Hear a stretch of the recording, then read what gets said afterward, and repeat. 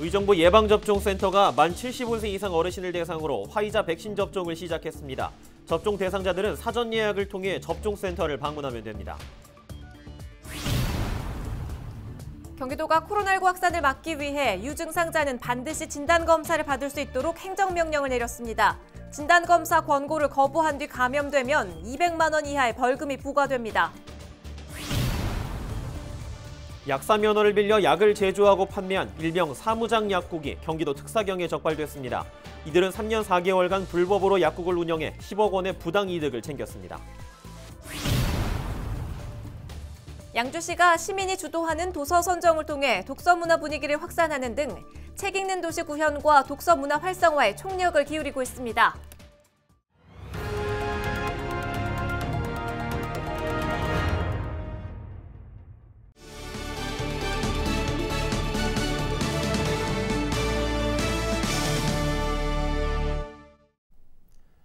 여러분 안녕하십니까? 헬로티비 나라뉴스입니다. 첫 소식입니다. 화이자 백신 접종을 위해 지난 1일부터 도내 5곳의 예방접종센터가 문을 열었죠. 경기도는 이달 말까지 도내 48곳으로 예방접종센터를 확대하기로 했는데요. 그중 한 곳 의정부 예방접종센터가 문을 열고 75세 이상 어르신을 대상으로 백신 접종을 시작했습니다. 김호 기자입니다. 의정부역 인근 시민 정원에 마련된 코로나19 예방접종센터. 아침부터 백신 접종을 하기 위해 어르신들이 길게 줄을 섰습니다. 번호표를 뽑은 뒤 거리 두기를 하며 담담히 자신의 순서를 기다립니다. 했는데 나쁜 아니고 지금이야 뭐 3개가 다 그냥 그대로 다 맞으니까 맞는 게 좋겠죠. 그래서 난 맞기로 결심했어요. 예진표를 작성한 접종자들은 백신을 맞기 전 의사 선생님과 상담을 합니다. 평소 앓고 있는 지병은 없는지, 복용하는 약은 있는지 꼼꼼히 점검합니다. 이 주사 맞고 조금 아프실 수 있으세요. 부작용이 생겨가지고 몸에 열이 나시거나 아니면 몸살 기운 있거나 요럴 수가 있어요. 근데 이제 이게 정상적인 거니까 크게 걱정 안 하셔도 되고. 상담을 마치면 접종실로 안내되고 간호사의 주의사항이 전달된 뒤 접종이 진행됩니다. 백신 접종이 끝나면 혹시 있지 모를 부작용에 대비해 대기실에서 최대 30분간 증상을 확인합니다. 걱정은 없었어요. 제가 의료계에 많이 근무했던 사람이니까 그 굉장히 적은 확률을 가지고 사람이 염려하는 거는 진짜 말도 안 되는 얘기라고 생각됩니다. 아무 이상이 없습니다. 지난 1일부터 경기도 내 5곳의 예방접종센터가 운영을 시작한 가운데 의정부 예방접종센터도 문을 열었습니다. 의정부 지역 만 75세 이상 백신 접종 대상자는 2만 9천여 명. 현재까지 대상자 중 84%가 접종에 동의했습니다. 예방접종은 예약 순서에 따라 날짜와 시간이 정해져 순차적으로 진행됩니다. 예방접종 동의자에 한해서 동사무소에서 핸드폰이나 전화로 2, 3일 전에 접종 대상자임을 통보받고 그 이후에 이곳 예방접종센터 오셔서 신분 확인 후 접종하시면 되겠습니다. 이번 백신 접종에 투입된 의료진은 의사 4명과 간호사 8명. 의정부 예방접종센터는 현재 1개 라인을 가동해 하루 600명을 접종하고 있습니다. 백신 물량이 추가로 확보되면 4개 라인을 총 동원해 하루 최대 2,400명을 접종할 예정입니다. 오늘 1차 백신을 맞은 접종자들은 3주 후인 다음 달 6일 2차 접종을 맞게 됩니다. 2차 접종 때에도 주차 혼잡을 막기 위해 접종센터 인근 공영 주차장과 신세계 백화점 주차장이 무료로 제공됩니다. 헬로티비 뉴스 김호입니다. 의정부 성모병원이 코로나19 예방접종센터 운영에 들어갔습니다. 병원 신관 인근 마련된 접종센터에서는 하루 최대 200명에게 아스트라제네카 백신을 접종하게 됩니다. 장애인과 노인 돌봄 종사자, 항공승무원은 오는 19일부터 23일까지 접종하게 되며 의료기관 종사자는 26일부터 30일, 투석 환자는 다음 달 3일부터 닷새간 이용할 수 있습니다. 경기도가 코로나19 유증상자는 반드시 진단검사를 받을 수 있도록 행정명령을 내렸습니다. 임승관 경기도 코로나19 긴급대응단장은 정례 기자회견을 열고 다음 달 5일까지 3주간 유증상자 진단검사를 위한 행정명령을 집행한다고 밝혔습니다. 따라서 이 기간 의심 증상이 있는 도민은 즉시 코로나19 검사를 받을 것을 당부했습니다. 진단검사를 권고받은 사람은 48시간 이내에 검사를 받아야 하며 검사를 받지 않고 코로나19에 감염된 경우 200만 원 이하의 벌금과 방역비용에 대한 구상권이 청구될 수 있습니다. 경기도의 코로나19 신규 확진자가 224명 발생해 이틀 연속 200명대 확진자를 기록했습니다. 누적 확진자는 31,189명으로 늘었으며 사망자는 2명이 발생해 563명으로 증가했습니다.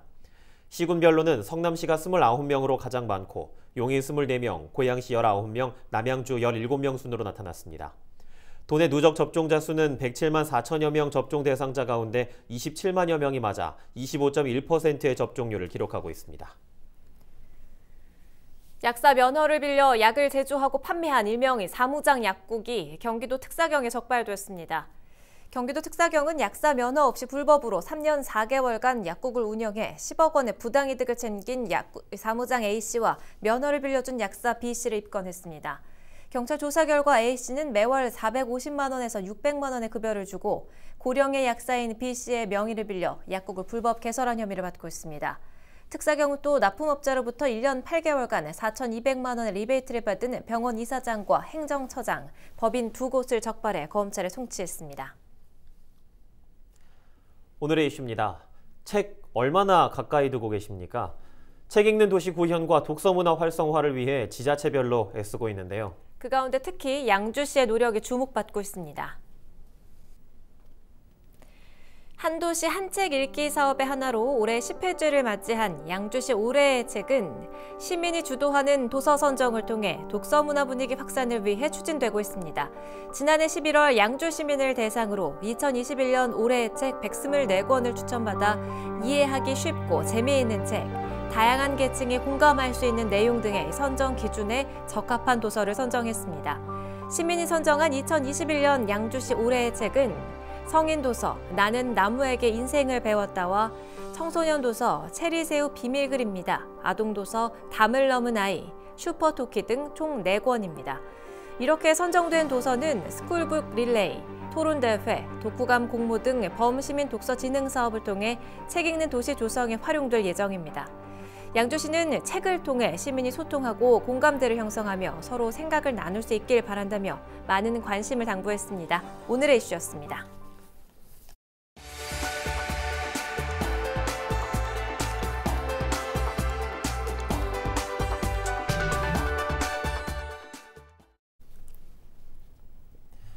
정부는 물론 지자체와 시민단체들이 연일 일본 정부의 오염수 배출 결정에 규탄을 쏟아내고 있죠.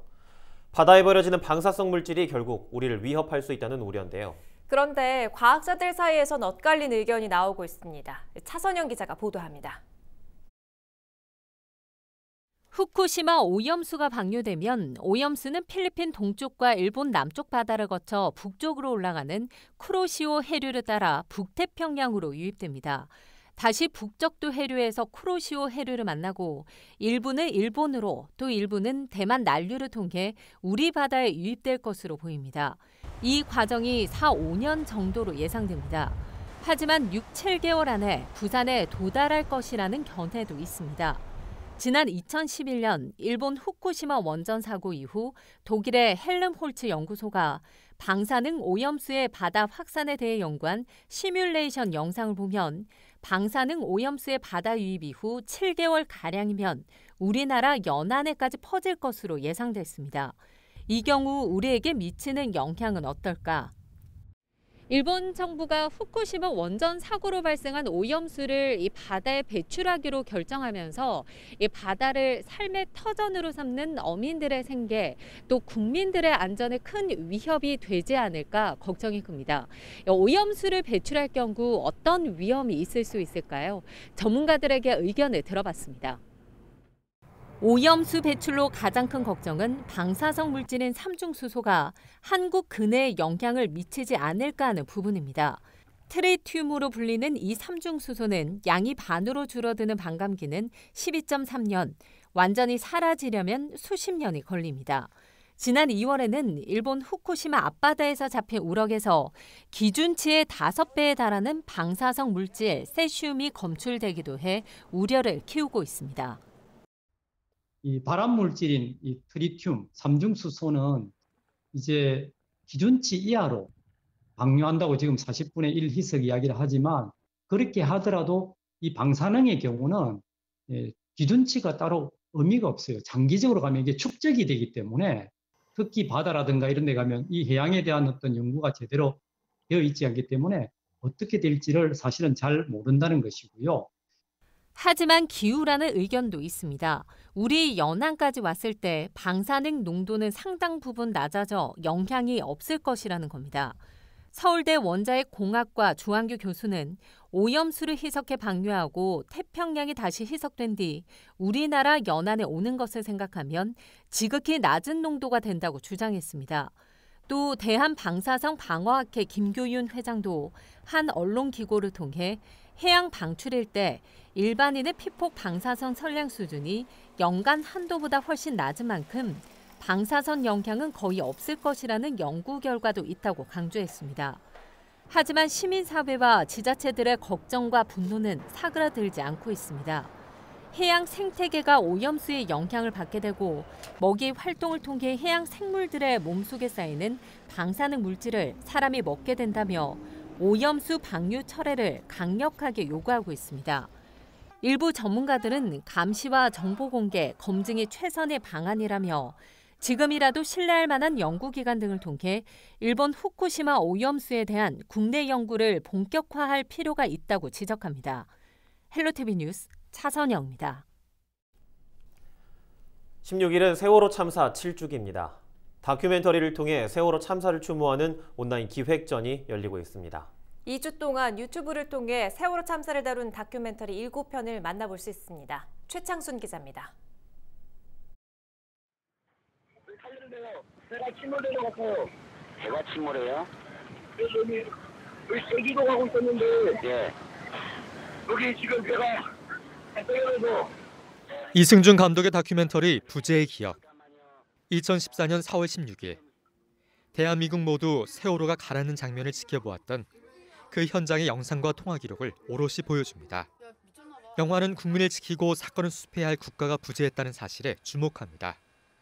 29분짜리 단편 다큐멘터리로 미국 아카데미 시상식 후보에 오를 정도로 작품성을 인정받았습니다.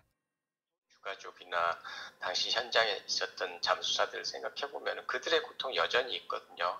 그럼 저희도 같이 그걸 느껴야죠. 그걸 느끼려면은 당시의 그 상황을 다시 한번 보고 듣고 그런 게 가장 좋다라고 생각을 하고요. DMZ 국제 다큐멘터리 영화제가 세월호 참사 7주기를 맞아 추모 기획전을 마련했습니다. 국제적인 명성을 얻은 감독부터 신진 작가와 청소년 감독 등 다양한 다큐멘터리스트들의 작품 중 세월호 참사를 다룬 7편이 선정됐습니다. 청소년 감독들의 작품인 4월 16일 그리고와 599.4km, 304개의 별은 청소년의 시각에서 세월호 참사를 다각도로 조명합니다. 7편의 상영작들은 오는 17일까지 영화제 공식 유튜브 채널을 통해 관람할 수 있습니다. 영화 본편과 함께 4.16 합창단의 추모곡과 세월호 참사 가족 협의회 영상 메시지도 함께 공개됩니다. 여러 감독들이 각자의 위치, 각자의 시간에서 그런 고민을 한 결과물입니다. 이걸 통해서 그 관객들께서 보시고 또 자신 나름의 방식으로 세월호를 기억하고 추모하는 계기가 되었으면 하는 바람에서 기획하게 되었습니다. DMZ 국제 다큐멘터리 영화제는 4월 세월호 추모 기획전에 이어 5월엔 5.18에 관한 기획을 준비 중이라고 밝혔습니다. 경기 GTV 최창순입니다. 후쿠시마 원전 오염수 방류가 어떤 영향을 미칠지 과학자들 간에도 의견이 엇갈립니다. 일부는 제거되지 않는 삼중수소는 아무리 희석시키더라도 총량은 변하지 않는다며 환경과 인체에 미칠 영향의 우려를 나타내고 있습니다. 하지만 다른 의견도 있습니다. 정화되고 희석된 오염수가 거대한 태평양 바닷물의 1조분의 1 이상으로 또다시 희석되기 때문에 영향이 없을 것이라는 겁니다. 누구 말이 맞는 걸까요? 헷갈립니다. 공신력 있는 정부 기관이 과학적이고 객관적인 사실을 알려주면 좋겠네요. 근거 없는 공포를 조장하는 것도 잘못된 낙관을 갖게 하는 것도 피해는 고스란히 국민에게 돌아갈 것이기 때문입니다. 이상으로 뉴스를 모두 마칩니다. 시청해주신 여러분 고맙습니다.